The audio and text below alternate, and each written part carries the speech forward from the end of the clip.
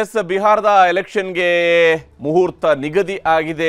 2 ಹಂತಗಳಲ್ಲಿ ಈ ಬಾರಿ ಚುನಾವಣೆಯನ್ನು ನಡೆಸೋದಕ್ಕೆ ಕೇಂದ್ರ ಚುನಾವಣಾ ಆಯೋಗ ನಿರ್ಧಾರವನ್ನು ಕೈಗೊಂಡಿದೆ.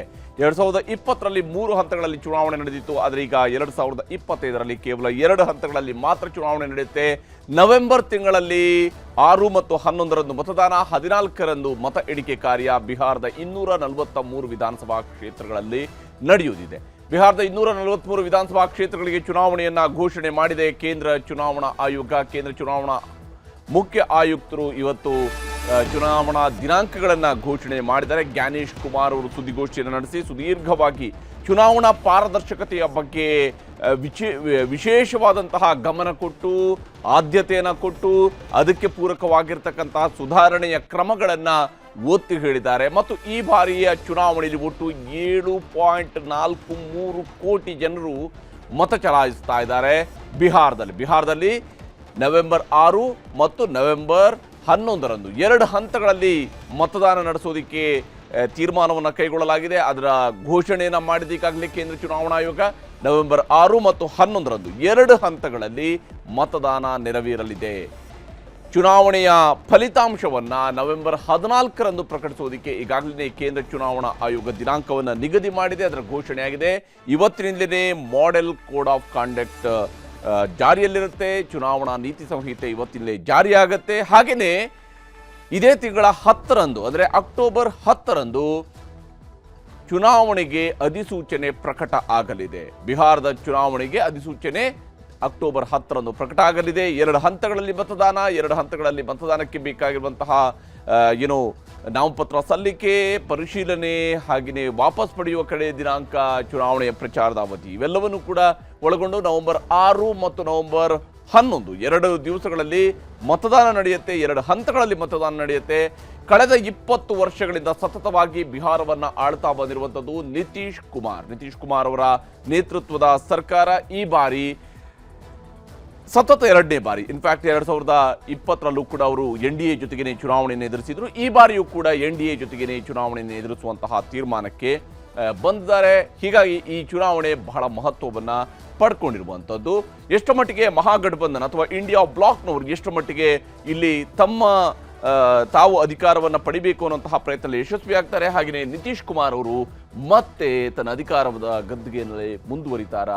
ಮೋಡಿ ಯಾವ ಸ್ವರೂಪದಲ್ಲಿ ಕೆಲಸ ಮಾಡುತ್ತೆ? ಈ ಕುತೂಹಲ ಇದ್ದೇ ಇರುವಂಥದ್ದು ಬಿಹಾರದ ಮಟ್ಟಿಗೆ. 7.43 ಕೋಟಿ ಜನರು ಮತದಾನದಲ್ಲಿ ಭಾಗಿಯಾಗ್ತಾ ಇದ್ದಾರೆ. ಈ ಬಾರಿ ಬಿಹಾರದಲ್ಲಿ ಭಾಗಿಯಾಗ್ತಾ ಇರುವಂತಹ ಮತದಾರರು 7.43 ಕೋಟಿ ಮತದಾರರು. 3.51 ಕೋಟಿ ಮಹಿಳಾ ಮತದಾರರು ಈ ರಾಜ್ಯದಲ್ಲಿದ್ದಾರೆ ಬಿಹಾರದಲ್ಲಿ. ಹಾಗೆಯೇ 3.92 ಕೋಟಿ ಪುರುಷ ಮತದಾರರಿದ್ದಾರೆ. 3.92 ಕೋಟಿಯಷ್ಟು ಪುರುಷ ಮತದಾರರು, 3.5 ಕೋಟಿಗೂ ಹೆಚ್ಚು ಮಹಿಳಾ ಮತದಾರರು. 14,000 ಶತಾಯುಷಿಗಳು. ಇದು ಬಹಳ ವಿಶೇಷವಾಗಿರ್ತಕ್ಕಂತಹ ನಂಬರ್. 14,000 ಶತಾಯುಷಿಗಳು ಕೂಡ ಈ ಬಾರಿ ಮತದಾನದಲ್ಲಿ ಭಾಗಿಯಾಗುವಂಥವರಿದ್ದಾರೆ. ಅಂದರೆ ಅವರ ಹೆಸರುಗಳು ಮತದಾರರ ಪಟ್ಟಿಯಲ್ಲಿರುವಂಥದ್ದು 14,000ಕ್ಕೂ ಹೆಚ್ಚು ಮಂದಿ 100 ವರ್ಷಕ್ಕಿಂತ ಮೇಲಿನವರು.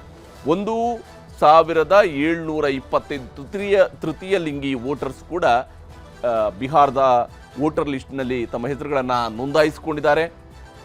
ಮತ್ತು ಸರಿಸುಮಾರು 14 ಲಕ್ಷದಷ್ಟು ಮೊದಲ ಬಾರಿಯ ಮತದಾರರು ಕೂಡ ಈ ಬಾರಿ ಮತ ಚಲಾವಣೆಯನ್ನು ಮಾಡ್ತಾ ಇದ್ದಾರೆ. ಬಿಹಾರ ದಂಗಲ್ ನಿಜಕ್ಕೂ ಇಡೀ ದೇಶದ ಚುನಾವಣೆಯ ಕಡೆಗೆ ಬಹಳ ಆಸಕ್ತಿಯನ್ನು ಹೊಂದಿರತಕ್ಕಂಥದ್ದು ಬಿಹಾರದ ಒಟ್ಟು ಚುನಾವಣಾ ಪ್ರಕ್ರಿಯೆ, ರಾಜಕೀಯ. 7.43 ಕೋಟಿ ಮತದಾರರು ಈ ಬಾರಿ ತಮ್ಮ ಹಕ್ಕನ್ನು ಚಲಾವಣೆ ಮಾಡಲಿದ್ದಾರೆ. ಇಲ್ಲಿ ನಿತೀಶ್ ಕುಮಾರ್ ಅವರು ಕಳೆದ 20 ವರ್ಷಗಳಿಂದ ಸತತವಾಗಿ ಬಿಹಾರದಲ್ಲಿ ಆಳ್ವಿಕೆಯನ್ನು ನಡೆಸ್ತಾ ಬಂದಿದ್ದಾರೆ. ಸುಶಾಸನ್, ಇದು ಬಿಹಾರದ ಚುನಾವಣೆಯ ಸಂದರ್ಭದಲ್ಲಿ 2005ರಲ್ಲಿ ನಿತೀಶ್ ಕುಮಾರ್ ಅವರು ಹೇಳಿರುವುದು. ಅವರ ಸುಶಾಸನ್ ಕಳೆದ 20 ವರ್ಷಗಳ ಆಳ್ವಿಕೆಯನ್ನು ಈಗ ಪೂರೈಸಿರುವಂಥದ್ದು. ಈ ಹಂತದಲ್ಲಿ ಅವರ ಸುಶಾಸನ್ ಪರವಾಗಿಯೇ ಇವತ್ತು ಮತದಾರರು ಮತ ಚಲಾಯಿಸ್ತಾರಾ ಅಥವಾ ಅಧಿಕಾರ ಬದಲಾವಣೆ ಮಾಡ್ತಾರಾ ನೋಡಬೇಕು. 2 ಹಂತಗಳಲ್ಲಿ ಮೊದಲ ಬಾರಿಗೆ ಬಿಹಾರದಲ್ಲಿ ಮತದಾನ ಆಗ್ತಾ ಇದೆ. ಸಾಮಾನ್ಯವಾಗಿ 3, 4, 5 ಈ ಹಂತಗಳಲ್ಲಿ ಮತದಾನ ನಡೀತಾ ಇತ್ತು. ಆದರೆ ಈ ಬಾರಿ ಬಿಹಾರದಲ್ಲಿ ಕೇವಲ 2 ಹಂತಗಳಲ್ಲಿ ಮತದಾನ ನಡೀತಾ ಇದೆ. ಮೊದಲ ಹಂತ 6, 11, 2025 ನವೆಂಬರ್ 6, 2025ರಂದು ಮೊದಲ ಹಂತ. 11, 11, 2025 ಎರಡನೇ ಹಂತ ನವೆಂಬರ್ 11, 2025 ಎರಡನೇ ಹಂತದಲ್ಲಿ ಮತದಾನ ನಡೆಯುವಂಥದ್ದಿದೆ. 2 ಹಂತಗಳಲ್ಲಿ ನಡೀತಾ ಇರುವಂತಹ ಮತದಾನ ಮತ್ತು ನವೆಂಬರ್ 14ರಂದು ಮತ ಎಣಿಕೆ ನಡೆಯುತ್ತೆ. ಬಿಹಾರದ ಉತ್ತರಾಧಿಕಾರಿ ಯಾರು ಅನ್ನುವಂಥದ್ದು ನಿರ್ಧಾರ ಆಗುತ್ತೆ. ಪಾಟ್ನಾವನ್ನ ಯಾರು ಆಳ್ತಾರೆ ಅನ್ನುವಂಥದ್ದು ಗೊತ್ತಾಗತ್ತೆ ನವೆಂಬರ್ 14ರಂದು. ಸುಶಾಸನ್ ಬಾಬು, ನಿತೀಶ್ ಕುಮಾರ್ ಅವರು ಮತ್ತೊಮ್ಮೆ ಅಧಿಕಾರದಲ್ಲಿ ಮುಂದುವರೆಸ್ತಾರಾ ಅಥವಾ ಅಪ್ಪ ಅಮ್ಮನಿಂದ ಕಳೆದು ಹೋಗಿರ್ತಕ್ಕಂಥ ಅಧಿಕಾರದ ಗದ್ದುಗೆಯನ್ನ ಮತ್ತೆ ಮಗ ತೇಜಸ್ವಿ ಪಡ್ಕೊಳ್ತಾರಾ ಅನ್ನೋದನ್ನ ನೋಡಬೇಕು. ಬಿಹಾರದ ಒಟ್ಟು ಮತದಾರರು 7.43 ಕೋಟಿಯಷ್ಟು ಮತದಾರರು ಇರುವಂತಹ ರಾಜ್ಯ. 7.43 ಕೋಟಿ ಮತದಾರರಿದ್ದಾರೆ. 3.51 ಕೋಟಿ ಮಹಿಳೆಯರು, 3.92 ಕೋಟಿ ಪುರುಷರು ಈ ಬಾರಿ ಮತ ಚಲಾವಣೆಯನ್ನ ಮಾಡ್ತಾ ಇದ್ದಾರೆ. ಮತ ಚಲಾವಣೆಗೆ ಅರ್ಹತೆಯನ್ನ ಪಡ್ಕೊಂಡಂಥವರು ಇದ್ದಾರೆ ಬಿಹಾರದಲ್ಲಿ. ಬಹಳ ಮುಖ್ಯವಾಗಿ ಚುನಾವಣಾ ಆಯೋಗ ಈ ಬಾರಿ ವಿವಿಪ್ಯಾಟ್ಗಳ ವಿಚಾರದಲ್ಲಿರ್ಬೋದು, BLO ವಿಚಾರಗಳಲ್ಲಿರ್ಬೋದು, ಹಾಗೆಯೇ ಬಹಳ ಪರ್ಟಿಕ್ಯುಲರ್ ಆಗಿ ನಿಮ್ಮ ಮತಗಟ್ಟೆಗಳಲ್ಲಿ ಆಗಿರುವ ಮತದಾನದ ವಿವರವನ್ನ, ಅಂದರೆ EVMನಲ್ಲಿ ಎಷ್ಟು ಓಟುಗಳು ಚಲಾವಣೆ ಆಗಿದೆಯೋ ಅಷ್ಟು ಓಟುಗಳ ಬಗೆಗೆ ಸಹಿಯನ್ನು ಹಾಕಿಸ್ಕೊಂಡು ಹೋಗಿ ಅಂತೇಳಿ BLOಗಳಿಗೆ ಹೇಳಿದೆ. 2 ಹಂತದಲ್ಲಿ ಮೊದಲ ಬಾರಿಗೆ ಬಿಹಾರದಲ್ಲಿ ಮತದಾನ ನಡೀತಾ ಇರುವಂಥದ್ದು. ಹೀಗಾಗಿ ಈ 2 ಹಂತಗಳಲ್ಲಿ ಮತದಾನ ನಡೀತಾ ಇರುವಂಥದ್ದು ವಿಶೇಷ. ಬಿಹಾರದಲ್ಲಿ ನಡೀತಾ ಇರುವಂಥದ್ದು ಸಾಮಾನ್ಯವಾಗಿ, ಯಾಕಂದರೆ ಅಲ್ಲಿ ಲಾ ಆ್ಯಂಡ್ ಆರ್ಡರ್ನ ಕಾರಣಕ್ಕಾಗಿ ಅಥವಾ ನಕ್ಸಲ್ ದಾಳಿಗಳ ಕಾರಣಕ್ಕಾಗಿ, ಎಲ್ಲ ಕಾರಣಗಳಿಗಾಗಿ ಬಹು ಹಂತದ ಚುನಾವಣೆ ಅಲ್ಲಿ ನಡೆಯುವಂಥದ್ದು ಬಹಳ ಕಾಮನ್ ಆಗಿತ್ತು. ಆದರೆ ಈ ಬಾರಿ ಕೇವಲ 2 ಹಂತಗಳಲ್ಲಿ ಮತದಾನ ನಡೆಯುತ್ತೆ. 243 ವಿಧಾನಸಭಾ ಕ್ಷೇತ್ರಗಳನ್ನು ಒಳಗೊಂಡಿರತಕ್ಕಂತಹ ಬಿಹಾರದಲ್ಲಿ ವಿಶೇಷವಾಗಿ ಇಲ್ಲಿ NDA ಬ್ಲಾಕ್ ಮತ್ತು ಇಂಡಿಯಾ ಬ್ಲಾಕ್ 2 ಮೈತ್ರಿಕೂಟಗಳಿದ್ದಾವೆ. 2 ಮೈತ್ರಿಕೂಟಗಳ ನಡುವೆ ನಡೆಯುವಂತಹ ಮಹಾ ಫೈಟ್ ಇದು. ಈ ವಿಚಾರಕ್ಕೆ ಸಂಬಂಧಪಟ್ಟಂತೆ ಇವತ್ತು ಚುನಾವಣೆಯನ್ನ ಘೋಷಣೆ ಮಾಡಿರತಕ್ಕಂತಹ ಜ್ಞಾನೇಶ್ ಕುಮಾರ್ ಅವರು ಏನು ಹೇಳಿದ್ದಾರೆ ಅನ್ನೋದು ನಿಮಗೆ ತೋರಿಸ್ತೀನಿ. बिहार के चुनाव 2 फेजेस में होंगे. पहले गैजेट नोटिफिकेशन 10 तारीख को आएगा, दूसरे का 13 को.